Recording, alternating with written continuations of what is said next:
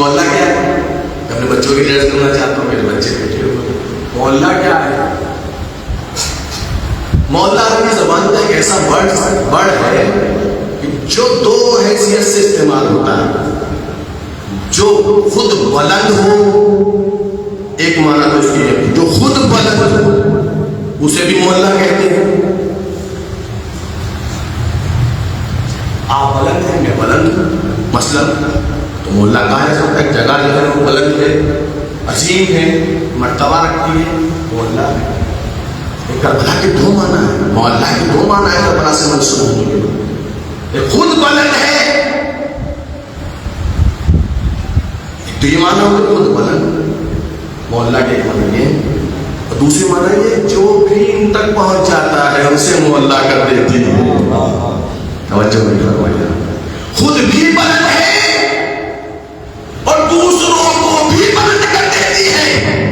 اس لیے آپ ملاحظہ کریں کہ جو بھی کربلا کی سرزمین پر نصرت ایمان کے لیے پہنچا، نہ کل پوشیدہ تھا نہ آج پوشیدہ ہے، نہ کل پست تھا نہ آج پست ہے. جو کم مرتبہ تھے انہیں اتنا مرتبہ ملا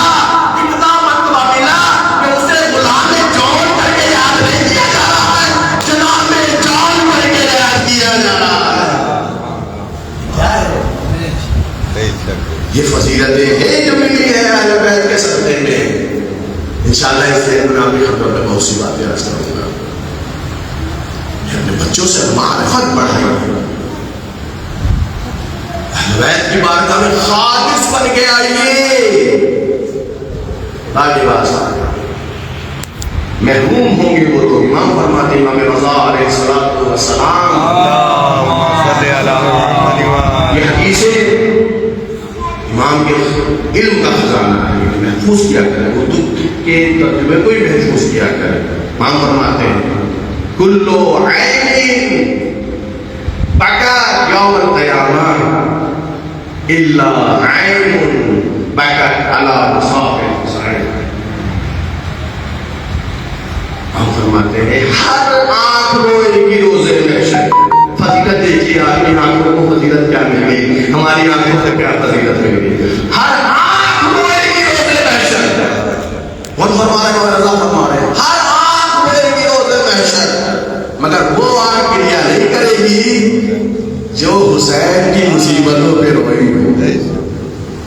بلکہ امام فرماتے ہیں خوش ہو، آنکھوں میں بشاشت ہوگی، آنکھوں میں فرحت ہوگی، غم کے آثار نہیں ہوں گے آنکھوں میں.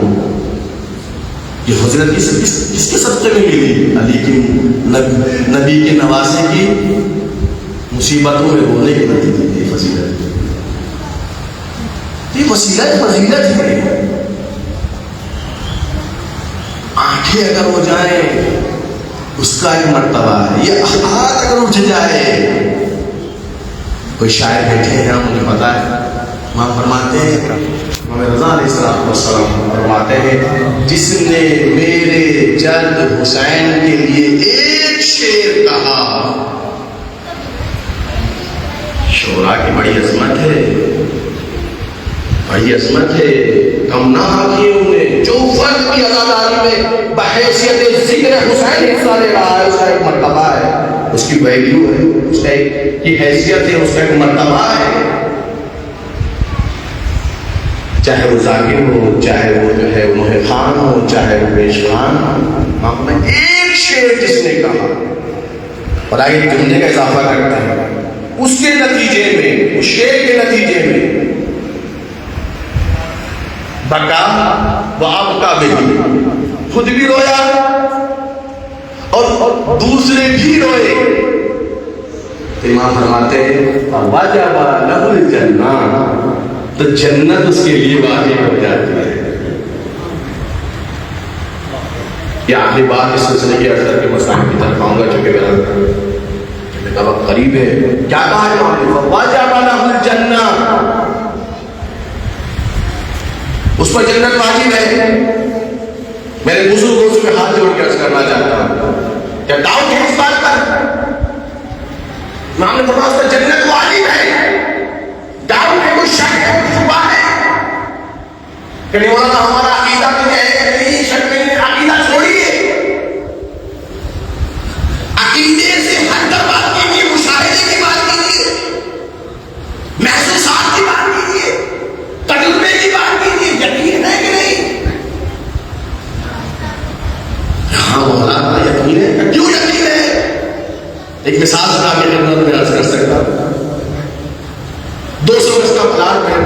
ہمارے پیچھے موجود ہے.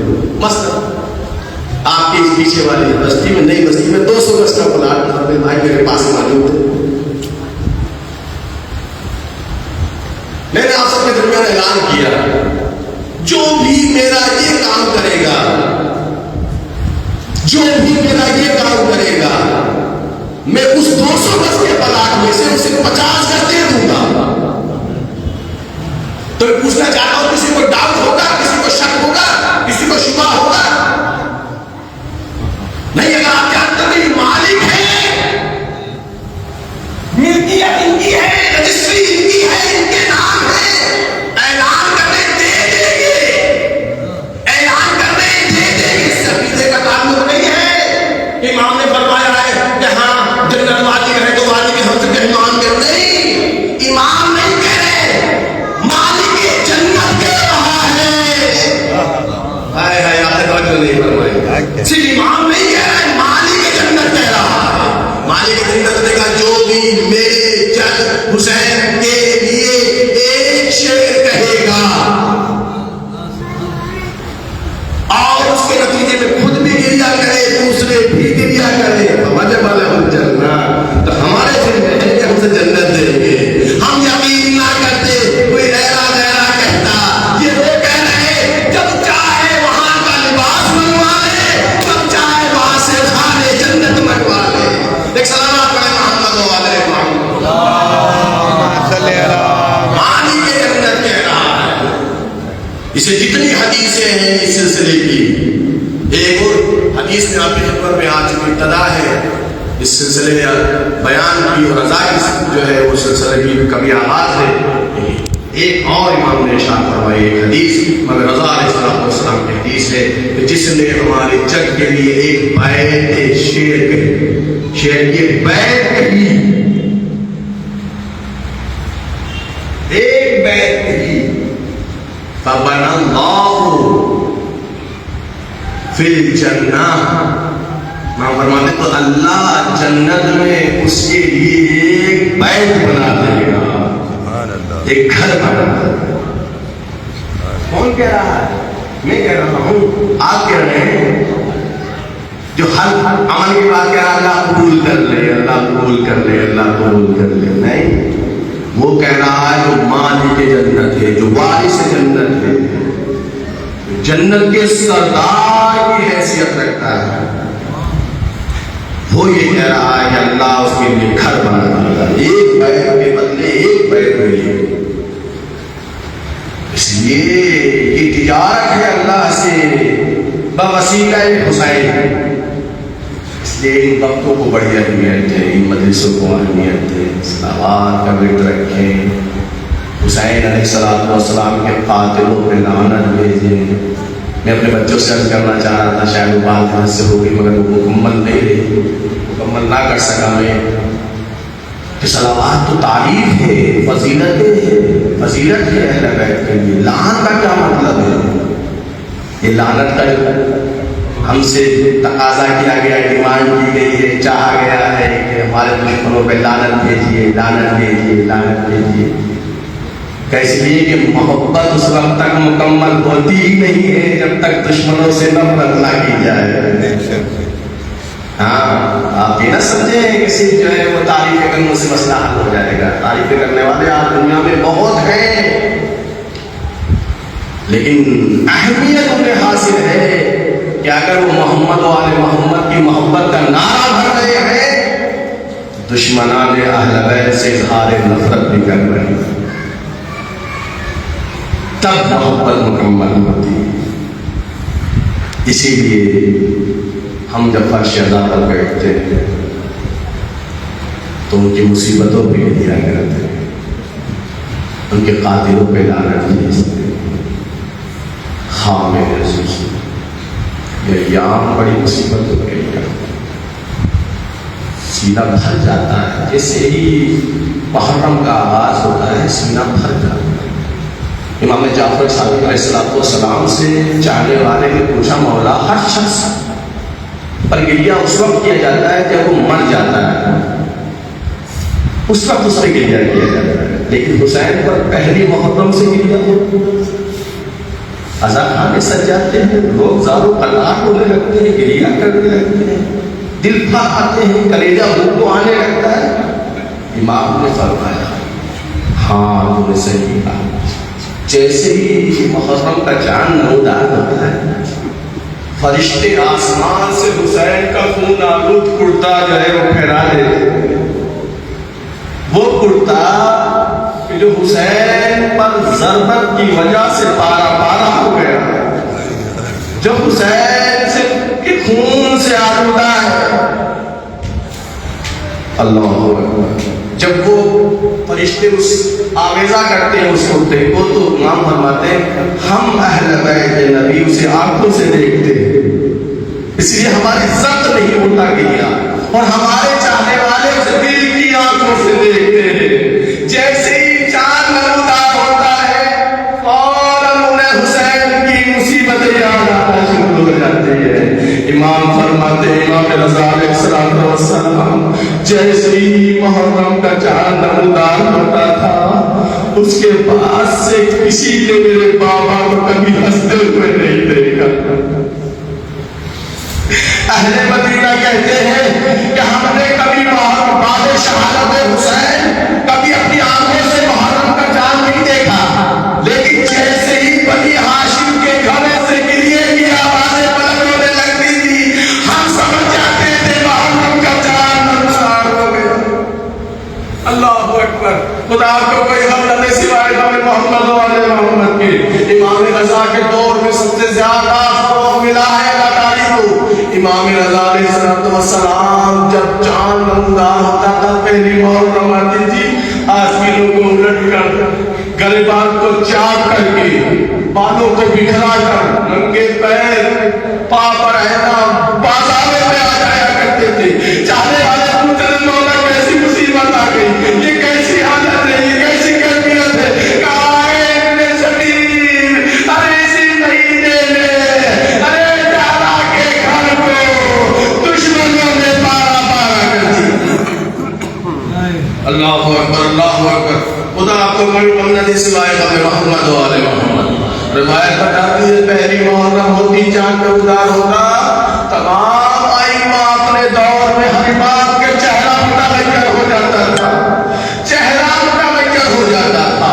اللہ اکبر، آپ دیکھتے ہیں جب بھی ہم چاند کو دیکھنے کی کوشش کرتے ہیں، کسی بھی مہینے کی چاند کو دیکھنے کی کوشش کرتے ہیں تو اس میں ایک دعا ہے، اس دعا کو پڑھنے کی تاکید ہے۔ معلوم ہے کیا دعا ہے؟ اس دعا میں تو اہم مطالبہ ہے اللہ سے، اے اللہ ہماری صحت میں اضافہ کر دے، اے اللہ ہماری روزی میں اضافہ کر دے۔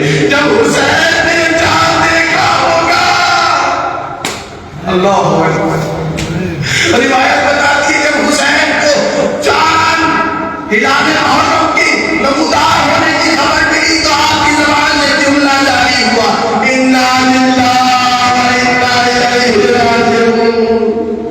اللہ اکبر، ایک چیز اور، ایک روایت اور یاد دلا دوں میں آپ کو، یہ تو امام حسین کے حوالے سے میں نے آپ کی خدمت میں 2-3 روایت بیان کی، ذرا کوئی زہرا کے کلیجے سے پوچھیں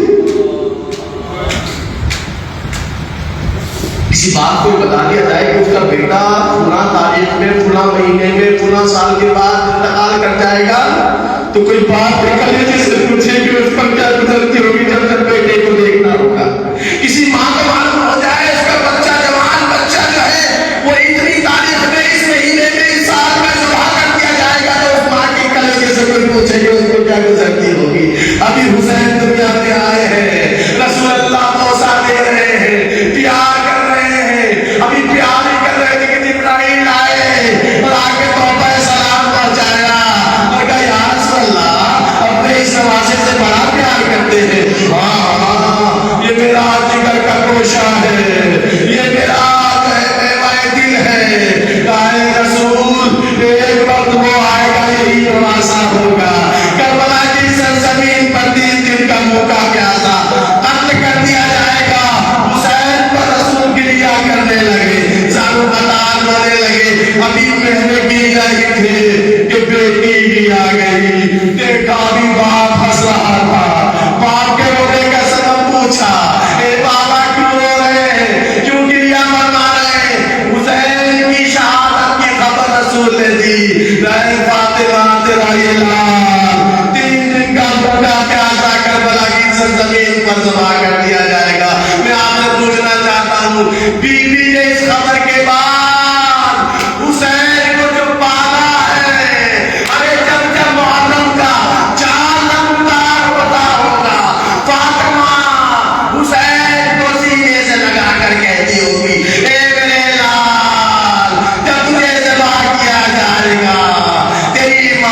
سارے ادوار نہ ہو اے میرے لال صبر کرنا صبر کا مظاہرہ کرنا انا للہ و انا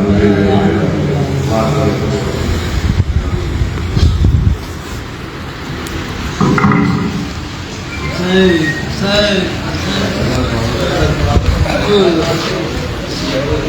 راجعون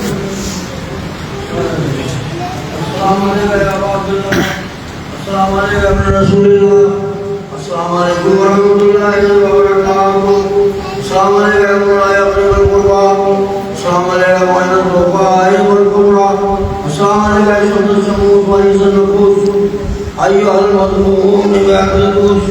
السلام علیکم سلطان العرب والعجم یا بلسن یا علی بن منصر رضا السلام علیکم ورحمۃ اللہ وبرکاتہ السلام علیکم مولانا صاحب الرشد والزمان علمان علمان من فتنة الزمان السلام علیکم شریک القرآن السلام علیکم خلیفۃ الرحمن اجل اللہ تعالی فرجک وسهل اللہ تعالی مخرجک وظہورک السلام علیکم ورحمۃ اللہ وبرکاتہ